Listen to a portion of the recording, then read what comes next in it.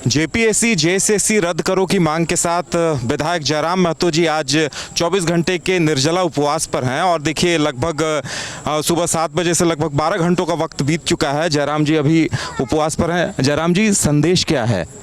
देखिए, हमारा संदेश स्पष्ट है कि जो छात्र प्रोटेस्ट कर रहे हैं इस राज्य में, तमाम जो भर्ती की परीक्षाएं होती है और उनमें जो धांधली कदाचार होता है, विसंगतियाँ होती हैं, उनमें जितने भी गड़बड़ियों के मामले प्रकाश में आए हैं उनकी उच्च स्तरीय जांच कराई जाए, उन परीक्षाओं को रद्द किया जाए और साथ ही साथ जेएसएससी जेपीएससी का रिफॉर्म किया जाए। तीसरे दौर की वार्ता हो चुकी, अब वार्ता में क्या कुछ रहा आपके सामने आ चुका होगा, अब क्या कहेंगे आप?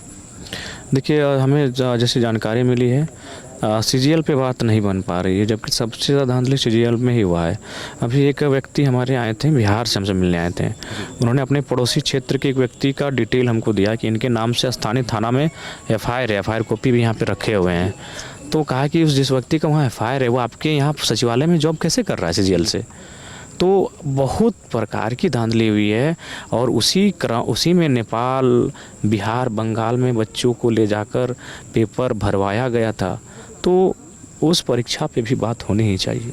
देखिए, पहले तो बात आई थी, आप लोगों ने उस वक्त भी विरोध किया था कि 135 प्रश्न मिले थे, फिर दूसरी रिपोर्ट में कुछ चीज़ें ऐसी आई कि मामले को रफा दफा किया गया। अब क्या लगता है कि सरकार इस चीज़ पे टाल मटोल क्यों कर रही है? हमें लगता है कि सरकार उसमें बहुत राज सामने आएंगे, उसे बचाने का प्रयास कर रही है। विधानसभा मार्च को लेकर आप क्या मैसेज देंगे युवाओं को, छात्रों को? जी, मैं उनको मैसेज दूंगा शांतिपूर्ण तरीके से, और छात्रों की अगुवाई में कोई भी, अगर जाहिर सी बात उतनी भीड़ में तो कोई भी आ सकते हैं, लेकिन किसी पार्टी का सिंबल, पार्टी का झंडा इत्यादि कुछ भी ना हो। केवल छात्र और जेपीएससी संबंधित वही मुद्दों पर ना, उन्हीं के स्लोगन लगे और मैंने छात्रों की अगुवाई में ही कार्यक्रम हो। देखिए, आंदोलन को लेकर भी सरकार कह रही है कि भाई पहले दो आप लोगों का एक था, एक छात्रों का गुट था, अब कई राजनीतिक दलों के जो छात्र संघ है उनसे भी बातचीत हो रही है। इस पे आपके क्या विचार? नहीं, मेरा मानना है कि नहीं होना चाहिए। क्यों करेंगे आप?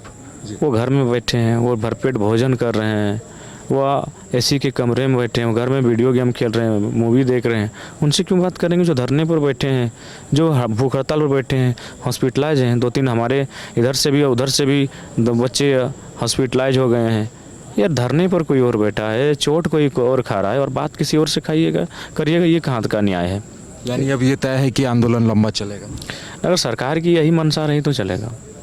चलिए, हम बहुत ज़्यादा वक्त नहीं लेंगे। जयराम जी निर्जला उपवास पर हैं और सुबह से लगातार इंटरव्यू दे रहे हैं, तो यहाँ कुछ और भी लोग हैं, उनसे भी हम एक बार बातचीत करेंगे, उनसे भी समझने की कोशिश करते हैं कि उनका क्या कुछ कहना है अब इस आंदोलन को। घर रहने का मकान भर नहीं, ये खुशियों की तिजोरी है। दरवाजे पर दस्तक देता पड़ोस, खिड़कियों से उमड़ आता आसमां, तारों में उलझी ऐसी ना जाने कितनी दास्तां। कहती हैं चले डायमंड सिटी, एक सफर हम सफर के साथ अपने घर तक। Diamond city, life long bonding, 500 से ज्यादा खुशहाल डायमंड परिवार। जल्दी करें, सिर्फ 200 फ्लैट बाकी। आज ही बुक करें अपना आशियाना।